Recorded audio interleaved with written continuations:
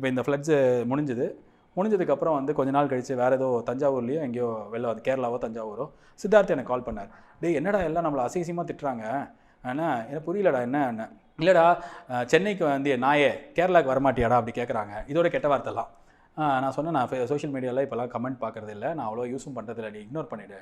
But எனக்கு அது ரொம்ப பெரிய ஐ ஓப்பனாக இருந்தது. நம்ம வந்து எல்லாரோட ப்ரெஷருக்கும் எல்லாத்துக்கும் வாய்ஸ் கொடுத்து எல்லாத்துக்கும் வந்து போய் இதுக்கு நான் என்ன சார் நடுவில் வந்து நான் சென்னை ஃப்ளட்ஸ் முடிஞ்சு அது எதேச்சியாக ஆனது.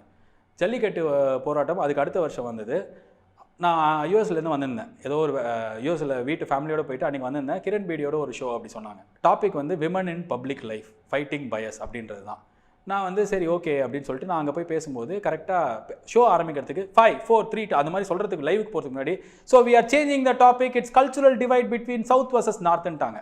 எனக்கு ஆல்ரெடி பயம். இருக்கிற எல்லாருக்கும் ப்ராப்பர் இங்கிலீஷ் தெரியும். கிரண் பேடி, லீலா சாம்சன் நினைக்கிறேன், குஷ்பு, அதுக்கப்புறம் இன்னும் பெரிய ஆளுங்க எல்லாம் இருக்காங்க. 5 பெண்களோ 6 பெண்கள், நான் ஒரே ஒரு மேல் ஸ்பீக்கர் தான். எனக்கு ஏற்கனவே இவங்களாம் இவ்வளோ இங்கிலீஷ் பேசுவாங்க, நம்மளுக்கு இங்கிலீஷும் வராது, டாபிக் வேறு இது சொல்லிட்டாங்கன்னு சொல்லிட்டு டாப்பிக்கை மாற்றிட்டாங்க. அப்படின்போது ஜல்லிக்கட்டை பற்றி பேசி வந்தோன்னே அந்த நேரத்தில் வந்து நான் ஸ்பான்டேனியஸாக எனக்கு என்ன தோணுச்சோ நான் அதை வந்து சொல்லிட்டேன். இதுலேருந்து இது வந்து என்ன ஆகிடுச்சுன்னா ரொம்ப பெரிய வைரல் ஆகிடுச்சு. மில்லியன் கணக்கில் ஒரே நைட்டில் போய் பார்க்குற எல்லாருமே எனக்கு ஃபோன் பண்ணி பெரிய பெரிய மனிதர்கள், நடிகர்களாகட்டும் அரசியல் தலைவர்களாகட்டும் பேசினாங்க. நான் எதிர்பார்க்கல இதை. நான் போனேன், பேசினேன், இது நடந்தது. இதுலேருந்து ஒரு வாரத்தில் பசங்களாம் ரோட்டுக்கு போயிட்டாங்க போராட்டத்துக்கு. எனக்கு எப்படி இருந்ததுன்னா, அவ்வளோ பேசினிய ஸ்டேஜில் இப்போ இவனுங்க போராட்டங்கள் என்னங்க அப்படின்னும் போது அப்போ நானும் இதில் பகுதியாக இருக்கணும் அப்படின்னு வந்து நான் ஒரு இடத்துல போயிட்டு இது நான் இங்கே பாரு நான் இதில் அப்படி எனக்கு தோணலை. எல்லா இடத்துலையும் பசங்களை போய் பார்த்தேன். நான் சென்னை, கோயம்புத்தூர், இது எல்லா இடத்துலையும் போய் பார்த்தேன்.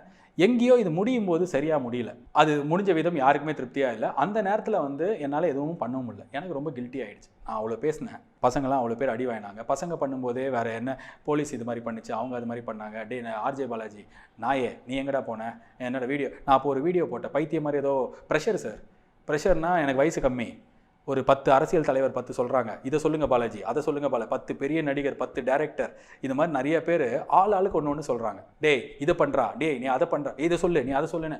எனக்கு வந்து எது கரெக்டு எது தப்பு, எனக்கு என்ன சொல்லணும், இந்த ஜட்மெண்ட்லாம் போயிடுச்சு.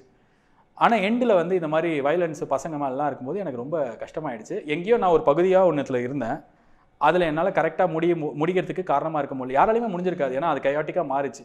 ஸோ அப்படி இருக்கும்போது எனக்கு ரொம்ப கில்ட்டி ஆகிடுச்சு. இல்லை எதுக்கு நம்ம எல்லாத்துக்கும் போய் நிற்கணும். ஸோ அந்த டைமில் தான் I decided I will only fight battles that I believe in.